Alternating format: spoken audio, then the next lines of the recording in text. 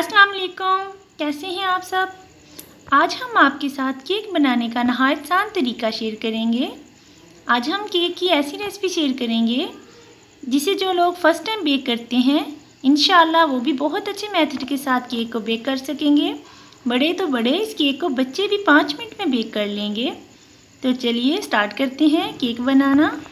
First step, सबसे पहले यहाँ पर हम एक मोल्ड लेंगे। इसे हमने बटर पेपर लगा लिया है और इसे हमने बटर के साथ ग्रीसिंग कर लिया है ब्रश की मदद से अच्छी तरह से।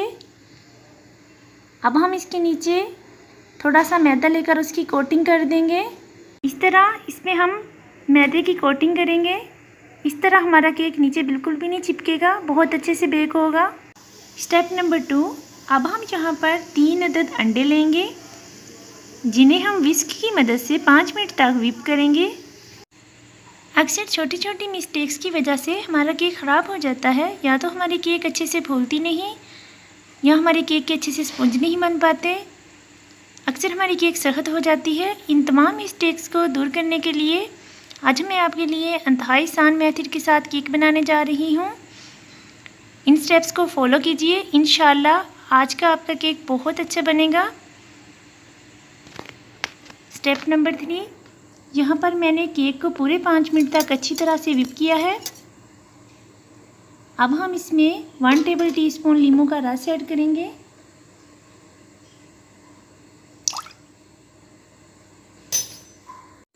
केक बनाने में अक्सर हमारी एक मिस्टेक्स ये होती है कि हम शुगर ज़्यादा ऐड कर देते हैं जिससे हमारा केक चिपचिपा बनता है और ज़्यादा हमारी केक अच्छे से फूल नहीं पाती। तो इसलिए अब स्टेप नंबर 4 में इस तरह के चम्मच के साथ इस तरह भर के हम 8 चम्मच शुगर लेंगे। इससे बाव नहीं ऐड करेंगे, सिर्फ इसमें मैं 8 चम्मच शुगर ऐड करूँगी। यहाँ पर मेरे पास शुगर पाउडर है, 8 टेबल टीस्पून शुगर पाउडर इसमें मैंने ऐड कर दिया है। अब हम इसको अगेन 5 मिनट के लिए अच्छी तरह से व्हिप करेंगे। पूरे 5 मिनट तक हमने इसको अच्छी तरह से व्हिप कर लिया है। अब हम इस चम्मच की मदद से इस तरह फुल भर के 12 चम्मच मैदा लेंगे। यहाँ पर हमने स्ट्रेनर की मदद से मैदे को अच्छी तरह से छान लिया था। छना हुआ मैदा फुल भर के 12 चम्मच इसमें मैंने ऐड कर दिया है। स्टेप नंबर 5, इस छोटे चम्मच की मदद से हम इसमें इस तरह 1 टीस्पून बेकिंग पाउडर ऐड करेंगे। स्टेप नंबर 5 में हमने इसमें मैदा और बेकिंग पाउडर ऐड किया है। अब हम इसमें छोटे चम्मच की मदद से half tea spoon baking soda add करेंगे।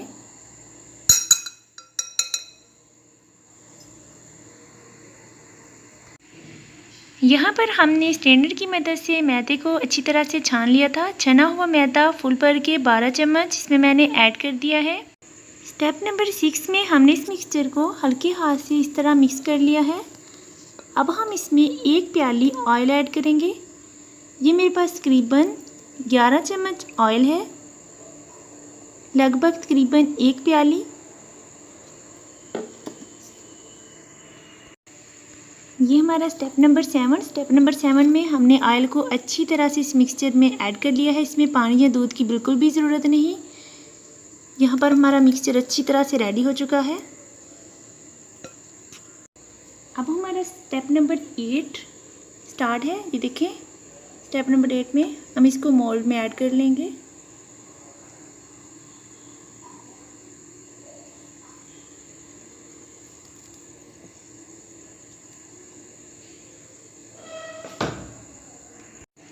इस केक को तकरीबन ओवन में हम 45 मिनट तक बेक करेंगे। आप चाहें तो इसे कढ़ाई में भी बेक कर सकते हैं। कढ़ाई में आप 50 मिनट तक इसे बेक करेंगे, आपका केक बहुत अच्छे से बेक होगा। तो चलिए स्टार्ट करते हैं।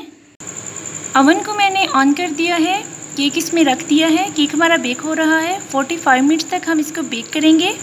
यहाँ पर हमारा केक अच्छे से बेक हो चुका है। ये देखें, स्टिक की मदद से हमने चेक किया है। तो चलिए अब हम इसे कटिंग करके दिखाते हैं आपको।